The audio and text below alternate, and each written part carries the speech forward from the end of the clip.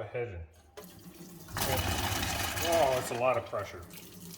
Welcome back to the channel. Today we're going to do another installation of one of these RO systems by APEC from Amazon. Here's the part number on this one. This one's a little different than the last one. This one's got an electric pump. So let's unbox it and see how it differs from the last one, and then we'll go step by step putting it in. Here's how it's packed. Looks like it's packed pretty well.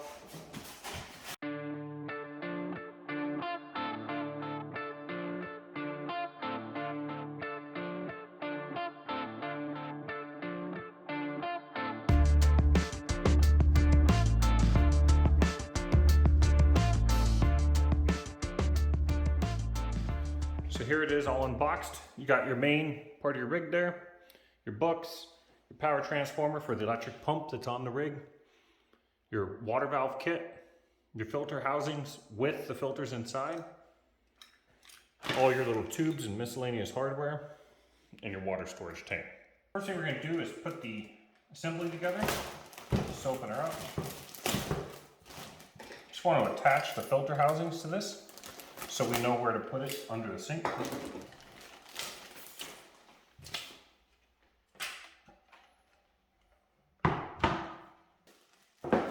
Okay, so we're going to install the first stage first. First stage filter looks like this. It's called a sediment filter.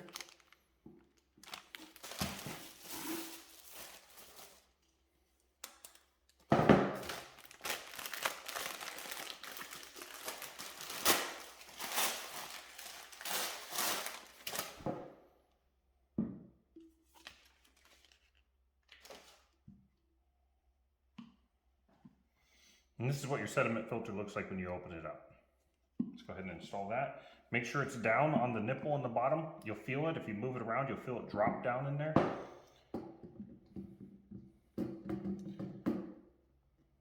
And then we want to line up the top. There you go. Don't force anything.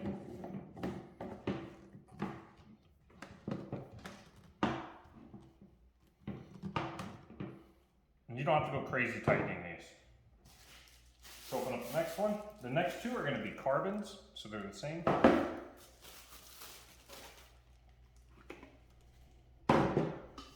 Make sure you get all the papers and stuff out of the housings.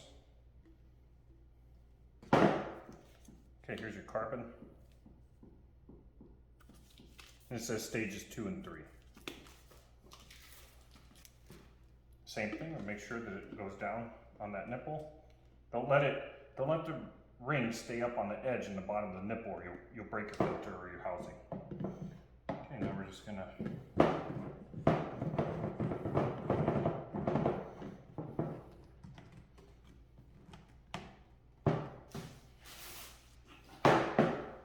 this is the exact same thing.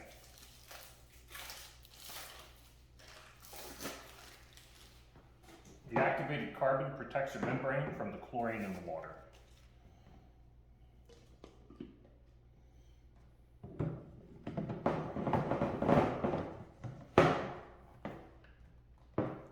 Okay, we have the main assembly together. Let's take it over to the sink. Okay, I've already taken everything out from under the sink. Let's see where this is going to fit best. Let me see if there's room on this side. Nope, there's no room because of the garbage disposal, so that's going to put us over here. Okay, there's a lot of people that will leave these sitting on the bottom like this, and I think that's a huge mistake, because when you go to change these filters, you got to drop them off, you know, about 2 inches. And then, so now you're trying to lift this thing while it's all hooked up and full of water. It's going to be a miserable time, and you'll never change your filters. So what we're going to do next is we're going to mount it to the wall. And you got to figure out a good height off the bottom. It doesn't have to be too high, but probably about 3 inches from the floor can give you a good height. So what we're going to do here is, let's go ahead and use this little driver bits case to lift it up. And let's make sure that's enough height to easily change the filters. We'll go ahead and unscrew this one.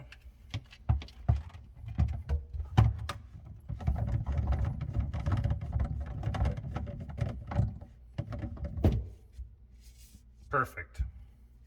It's plenty of room to pull the filter off. So we're going to use this height here. Yeah, that step of just setting it on the floor will save you 5 minutes now, but you're gonna hate yourself forever. Okay, let's make it sorta halfway level. Sort of okay. All right. Now I'm gonna snap the membrane out of its holders up here to gain access to the mounting hole right here. So all we did was pull it forward out of its little clips. Now don't go too crazy with it because it's still hooked up to a bunch of lines. Let me see if this is gonna work or if we should go further back. Now the problem is we have lines coming out this side and this side over here. So we can't go too tight in here, but we can go back probably just a little bit more to leave room for this line to loop back. The other thing we could do is rearrange this T by turning it like this and having it go up. We'll probably do that. And this actually looks like it's the only connection on this side. So what we'll do is we'll rearrange the T so it goes up, and we'll mount it a little bit closer, probably about like that. So we have room to hook up our lines on that side so they're not getting kinked. We're gonna chuck up an extension in our drill here. If you open your drill all the way, you can fit a 1/4 inch extension right in the end of it like that, no adapter necessary. Okay, I'm using these mounting screws. The size of the screw is not super critical. Just make sure it's not too long to go into the cabinet next door. In my case here, the cabinets are doubled up right here and the screw isn't long enough to go through both and stick out the other side. Now these are screws I happen to have with me. I'm not at home now, so I'm just going to use these guys. But one with just a wood tip would be better than the self drill. Careful not to use the screw so long it goes into your dishwasher if you're putting it on the side where the dishwasher is.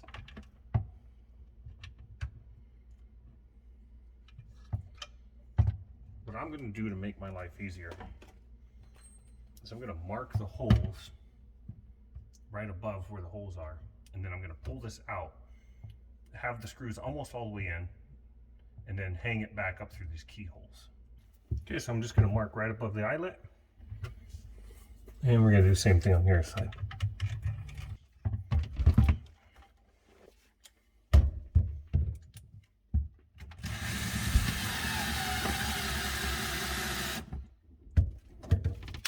Okay, we're not screwing them all the way in because we're going to hang, we want to leave room to be able to hang the assembly up here.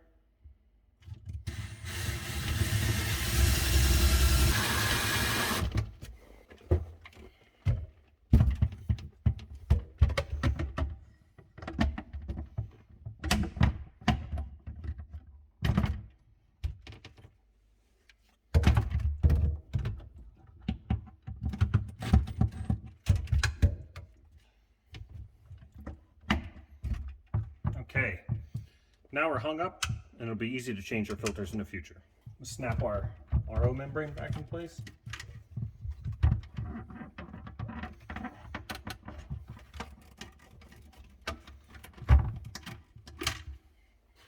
Let's undo our line over here first. It's in the way.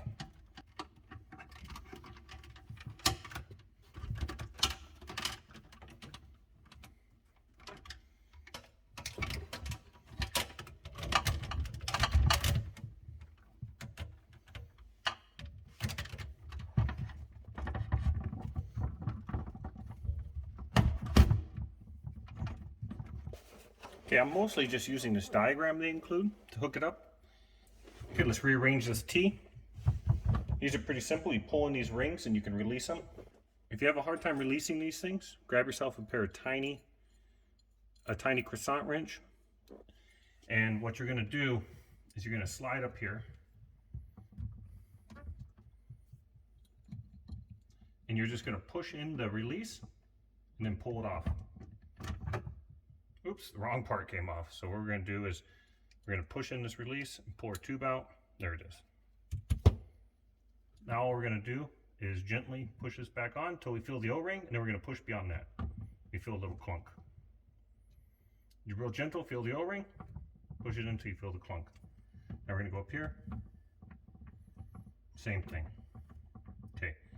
So now our line is going to go up where I have more room to turn and go over to our tank, instead of out this way and be hitting our cabinet doors. Okay, on this side here, there's a little nipple, maybe hard to see, but it comes out, and out of this side here is where we're going to connect to our little faucet and our refrigerator. So let's install our little faucet next. We'll go top side for a second. Your life will be a lot easier if your sink has one of these holes already. This one does. Sometimes your sink will have a little plug that you can unscrew from underneath, but this one's already got the hole. So we'll put in our faucet. Inside our faucet box here, you got your faucet with a little line running out the bottom of it, and your hardware kit.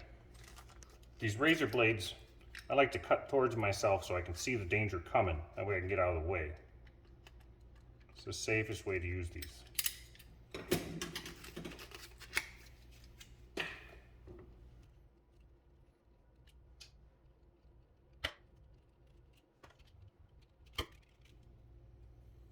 Okay, here's our line going to our faucet.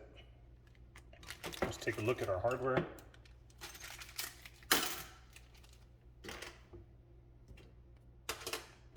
There's the jumping nut.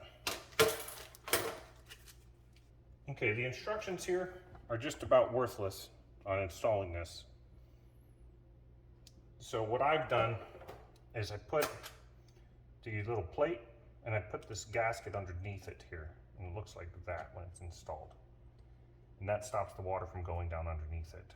And then underneath I put this locating, like a ramped washer underneath that centers it. And then I put this lock ring in this guy here, just like that. So what we're gonna do is let's feed our washers on.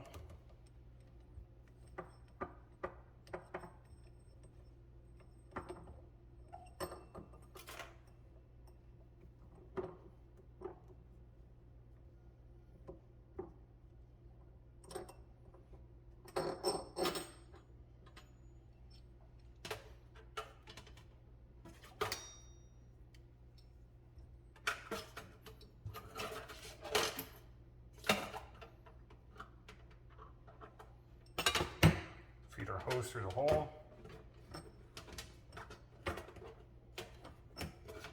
And it's going to fight you the whole time.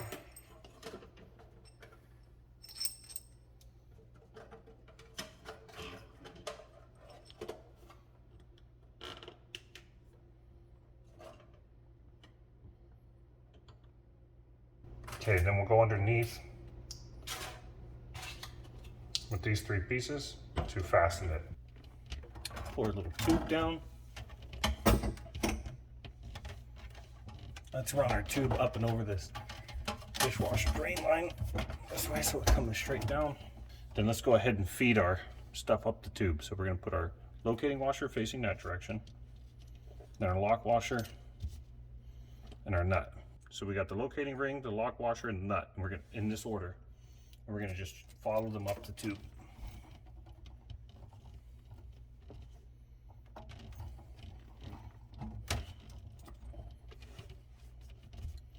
Now grab your croissant wrench and get ready to crawl up under the stupid sink.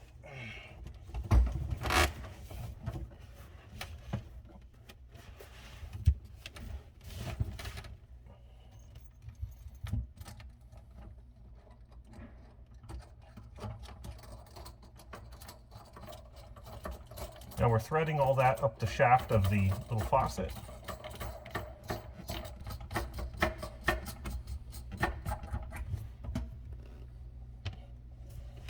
Show you what I'm talking about. So now this is our job of our little locating washers is ramped. So we've got it just finger tight. I'm just gonna push it into place and it locates itself. Now we can tighten it up a bunch more.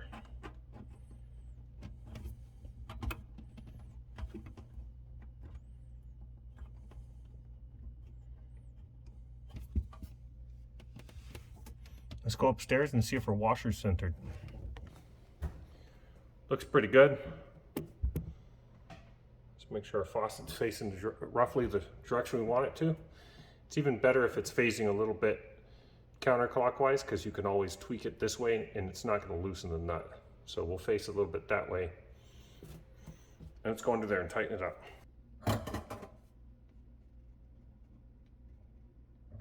Okay, don't go too crazy tightening that up. Now let's go upstairs and center the faucet. Let's see if we can turn it this way without over tightening it.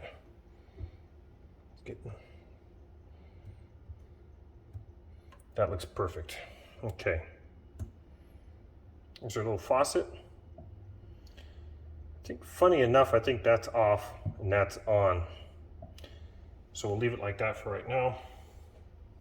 Here's your line from that faucet. Now, if you're not going to hook up the fridge, then go ahead. If you're not going to hook up your fridge to it, then just go ahead and plug this right in over here. Pull the nipple out and plug it in right here. Okay, but we're going to hook that up, so we've got to plan accordingly.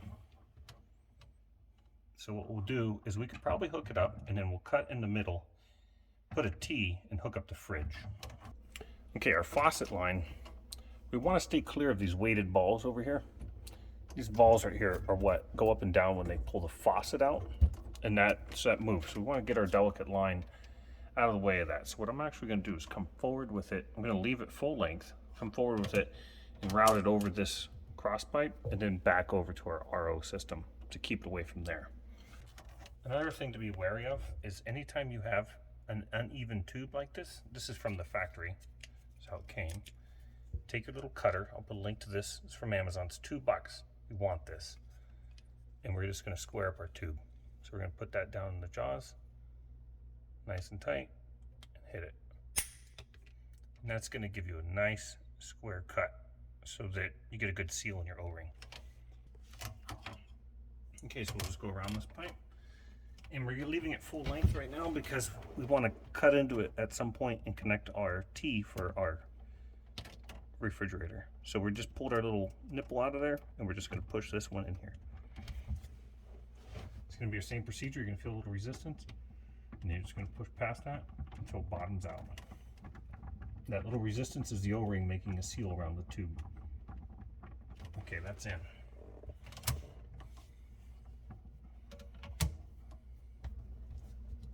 Okay, now let's look over here. Here's our extra tube, and we need to connect into this. This is currently our fridge supply. I put this in last time, the little split T, or the little split angle stop that feeds the refrigerator. So what we're going to do is we're going to use this connection to feed our RO now, and we're going to tap into our clean water line for our fridge, so our fridge is getting RO as well. So what we're going to do is we're going to close our angle stop. I'm going to open up the cold side of the faucet, let the pressure out.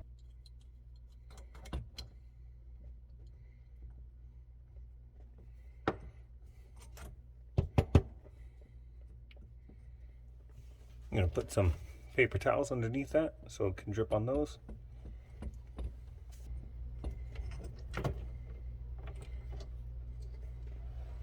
And here's our little supply that currently goes to the fridge. We're going to have to cut this end off because the ferrule has sealed to it. So we're going to take our nice little cutter, make sure that our tube is seated in the trough, and just give it a little cut.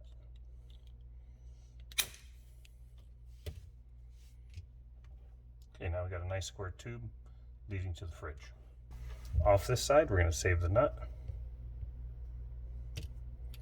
And sometimes you can push that ferrule down this way, but we can't this time. Okay, the RO kit comes with this little water tap kit that can go on most angle stops. So if your angle stop doesn't have the second provision like mine does here, then go ahead and watch that previous video, and I'll go into detail on how to hook this up for you. Out of that kit, I'm stealing out of here. I'm going to steal the little ferrule and this little insert. And I'm going to save those along with the nut that came from here. I'm going to save those for when we hook it up. Now we've got our fridge line disconnected. What we're going to do is we're going to tap into it like this, and we're going to put a T in here. Let's figure out where we can cut this.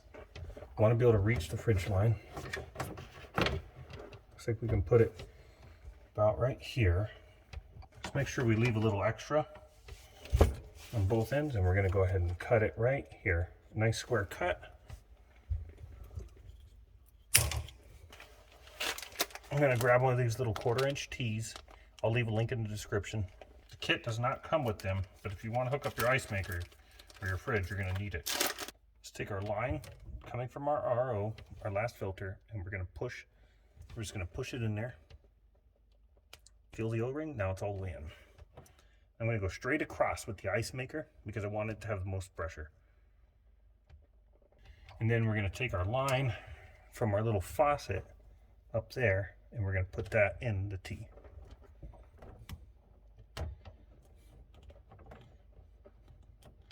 Now everybody's got water.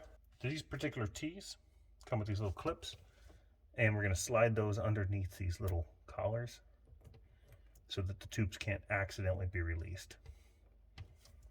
Now a lot of these kind of connections don't have these, but it's not a big deal.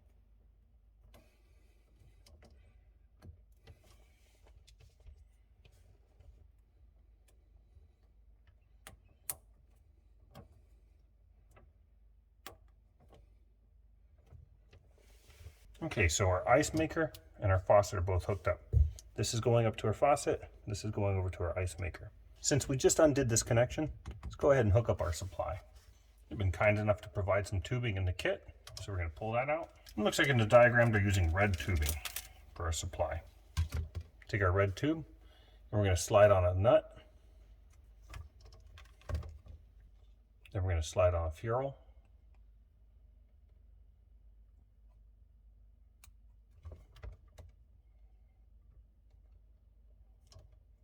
And then we're going to put the insert, this little insert, in the end of the tube to stop the tube from collapsing when we use the compression nut on it.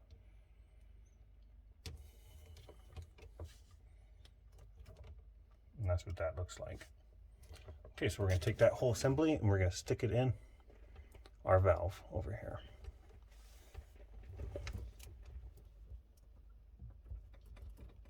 You're going to have to push a little bit to get that to seat. We're going to take our nut, slide our ferrule down. We're going to tighten this up with our small croissant wrench. Now don't go crazy on this. Don't have to go nuts.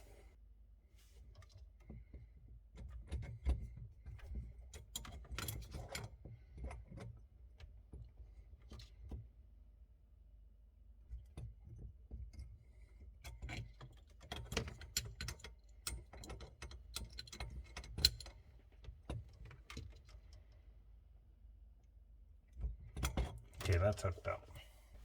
That's going to go here into our inlet on our first filter housing.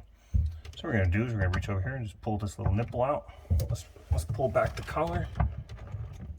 Pull the nipple out. Let's grab our red line.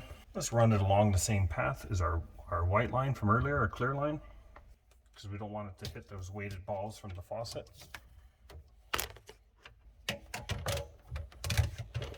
And it'll allow us to zip tie these lines together to look real nice and stop them from vibrating all over the place. I'm going to run a couple of zip ties right now. Let's do a quick one right here. I'm going to adjust the line so there's no sharp curves, and we'll just put that there for now. I'm running these two tubes parallel, mostly for aesthetic reasons, but it's nice to just have everything organized. So we're going to run it, and I'm going to cut it about right here. I'm going to cut that much off. And I'm just going to use my little tubing cutter. That's cut, and we're going to seat that right now. Okay, that feels seated. Okay, our supply is hooked up. Let's look on our chart and see what else we got. Okay, we got the faucet. It's hooked up.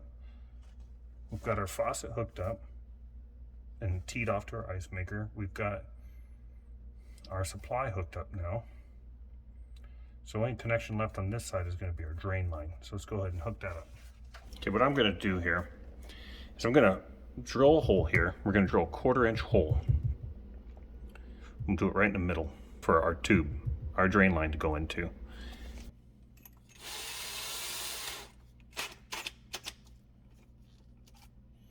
Okay, so we want to get centered on the pipe.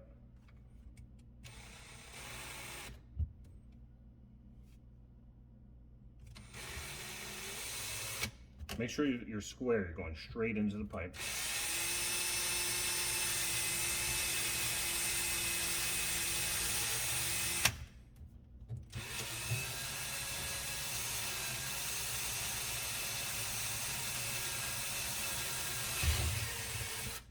Okay, don't push real hard, because what you want to do is stop it from coming out the other side, or you're going to have a leak. Go into the bag of tricks they sent us. You're going to want the angle valve kit. I mean the saddle valve. The saddle, whatever, it's a saddle hookup. And I'll show you why it's called that. Here's what comes in the kit. You get some hardware and the two halves of the saddle. They go on either side of the pipe. And here's your seal. Let's go ahead and pop that on. Okay, so we're taking this little seal and we're going to pop the center part out. Peeling the sticky back off the back of our seal here.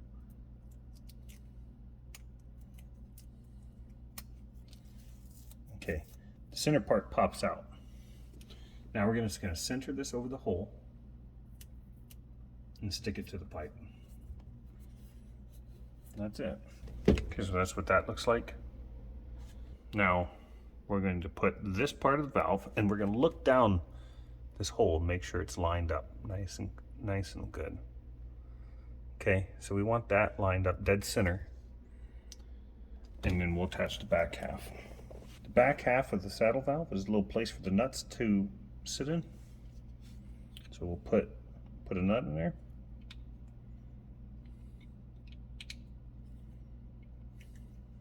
And you can push the nuts in and they stay, which is nice. Let's go ahead and do that.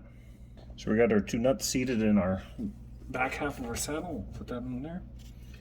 Put this right here.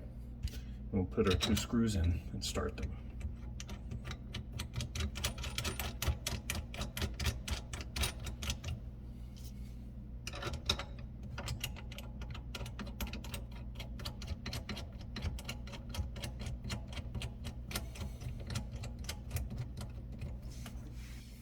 I'm just going to use the Phillips. You can use a flat, it doesn't matter.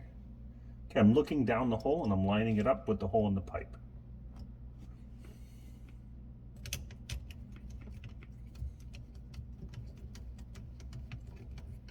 I'm going to go back and forth tightening these two screws.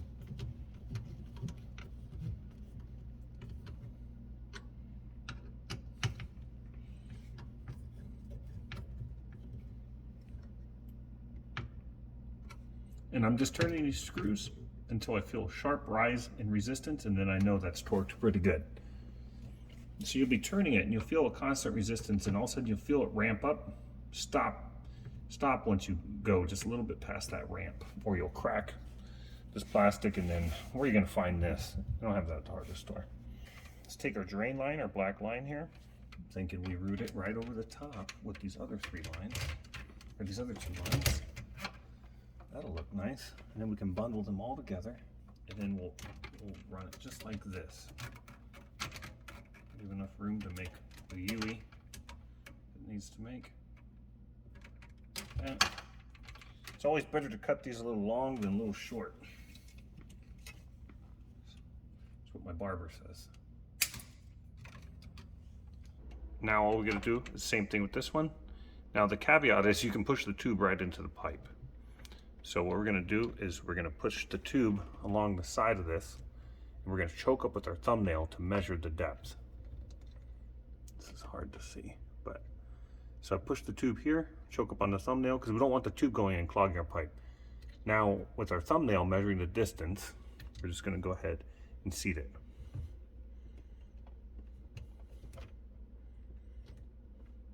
Okay, so we went just a little bit past the O-ring and not much, because we don't want that tube going in and creating a blockage in our pipe.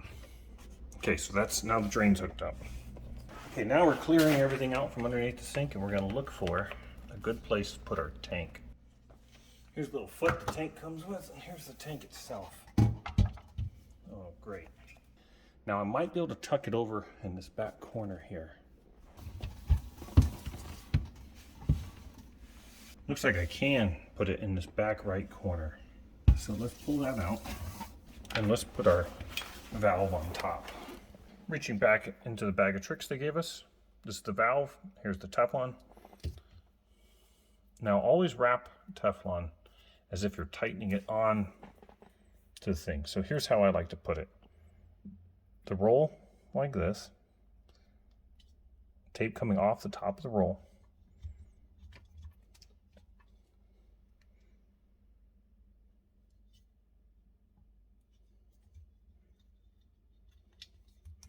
And then you're going to wrap it clockwise like you're tightening it. So we've been around twice. Let's go around 3 times. Here comes 4. Okay, this will be our 5th time around. That'll be enough. Now don't let any come across the opening here and clog that up.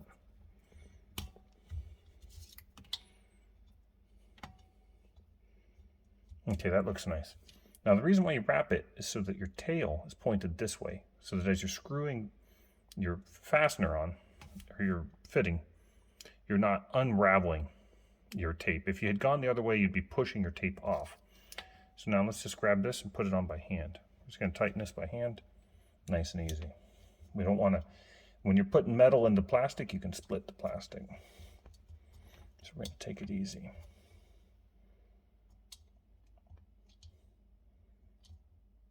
And I'm going to have the opening of the, I have the opening of the valve facing the same direction as our little air valve. Now this tank is pre-pressurized, so you have no business messing, there's a little Schrader valve under here, and you have no business adjusting that. So just leave that be, it's adjusted from the factory.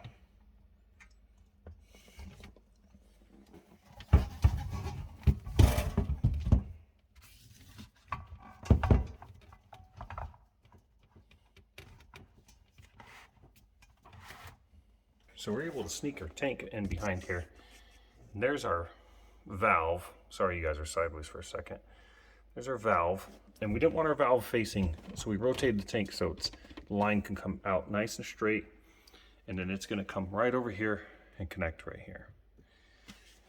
And it looks like they supplied a yellow line for that purpose. So let's hook that up next. Okay, make sure your ends are square. This one's pretty square. I'm just gonna push that into our little tank fitting. Feels seated nice. Put the tank back where it goes. Our valve to our tank is open. Just leave it open. It's easy to know when it's open because the handle will line up with your tube. If the handle is perpendicular to your tube, it's closed. So I'll show you closed. That's closed. Handle's perpendicular to the tube. Open it back up. Handle is in line with the tube. Okay, so let's run our line here. In fact, if we turn the tank and we have the valve point this way, we can have all our lines run along the same little route. Let's go ahead and do that.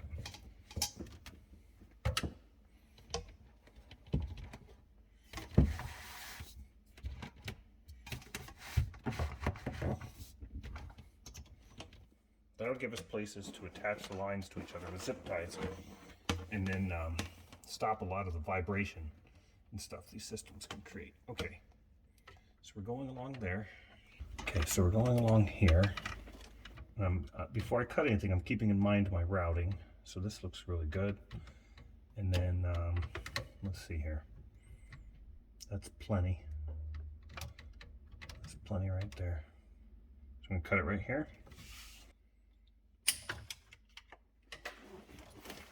I forgot to mention, guys, and I always forget about it myself. This tool, it's linked in the description, also has the little release for these little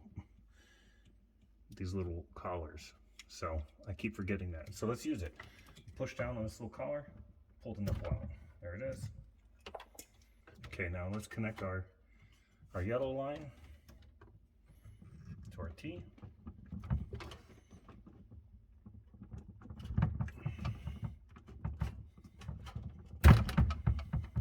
Weird connection there. There, now it's seated nice. Okay, that's seated. If you get them partway plugged in, like I said, you're going to push them in. You're going to feel the resistance as the tube hits the O-ring, and then you're going to go in and you're going to feel them hit a brick wall. If you stop when you get to that O-ring, it may stay for a little while, and then you go to bed, wake up, and your kitchen's flooded. So be careful. So all our plumbing is hooked up. Let's go ahead and organize the lines. Okay, so we're just going to bundle the lines together anywhere we can where it's going to be graceful. We want graceful curves everywhere for water flow. And we want to try to tie the lines so they're not touching anything too much, because we don't want to braid. We don't want them abrading over time. So we're going to do a standoff out of here like this. So, okay, next thing we're going to do is let's connect these 3 lines together like that. You don't want to do anything that's pulling the lines at weird angles coming out of their fittings. You want everything to just have nice curves. Or you're going to have leaks. You're going to have broken tubes and some leaks over time. And I can't stand uncut zip ties, so I have to always cut them. Okay, now how can we bundle this black line so that it isn't going up against the metal of the sink?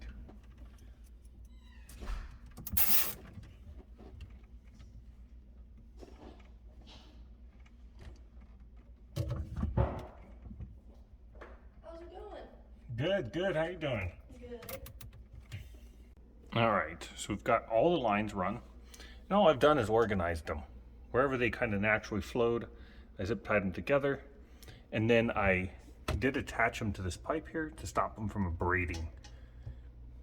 And then I watch out for things like this corner right here. This hose is not touching this corner. Watch out for things like that, because the system does vibrate a little bit. Just don't want too much abrasion going on. Okay, so we're all plumbed up, everything's hooked up. Now we have to hook up the electrical. That empty outlet is where the dishwasher plugs in. The top one is where the garbage disposal plugs in. So I don't have enough outlets, so I'm gonna have to put a splitter. But that's the only step left. So I'm gonna do that real quick.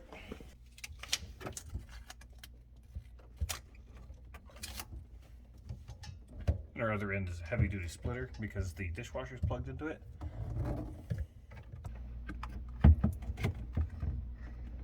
All right, so we've got our heavy ass transformer plugged into our splitter up there. And our other end of the cord looks like this. So we're gonna route this. Let's go over the top here. On top of here, we've got a hole here and a hole here. So what we can do is we'll route our cord over that, and then we can put a little zip tie in those holes to route our cord. Now I'm not going to cinch these down too much because I just need them to guide the wire. I don't need them to go yanking on it or anything.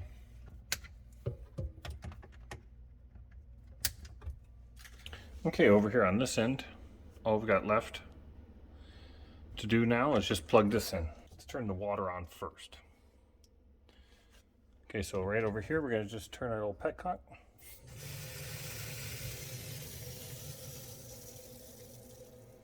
And that's gonna pressurize these 3. Let's check for leak over here. Are we connected? Those push fittings almost never leak, but these little ferrule ones do. So let's just give it a second. Looks like we're okay. Now, let's go ahead and hook that plug back up. We don't want to run this pump dry too much. So now it's got water. Okay, so now our system's hooked up. Pump is running. It's actually quieter.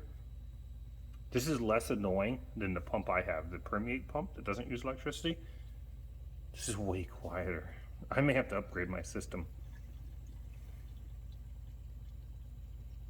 Okay, now we're starting to see some stuff flow into the tank through the tube. I don't know if you can see it, but yeah, see the tube flickering? That's the air coming through the system. It's gonna take a little while before it starts making water. So what you're supposed to do is you're supposed to let the first tank full. When the system stops, you open up your valve and let the first tank full just go down the drain. Then you close the valve and you can use the next load after that, according to the instructions. So this is going to be normal. You're going to have a bunch of air going through the system. It's going to make little gurgling sounds. It's no big deal. So what we're going to do is we're going to be looking for leaks while we finish up. Okay guys, I've yet to see any leaks at all. I think we're golden. The system's silent. It's really quiet. Let's come up here and see if we're getting any water. Ah, I'm getting air. I let some air out of there. That black you're getting is the charcoal. You're going to get that as part of your first load. That's part of the reason why they want you to throw the first tank full away. Okay, so we're getting plenty of water right now and air. So I'm going to let the tank fill up and then I'll bleed the system and I'll bring you guys back for that. All right, it just finished its first batch. It only took about an hour to fill up the tank. Mine takes a lot longer than that. I should have bought this system. It was only 40 bucks more than the one with the permeate pump. The permeate pump is louder, slower, less pressure. Let's go ahead and, oh, that's a lot of pressure. And there's a lot of air in the system still. We're gonna let this first tank go down the drain. And just for fun, let's test the TDS right out of the box. 53. Let's check the tap. See what our input is. 603.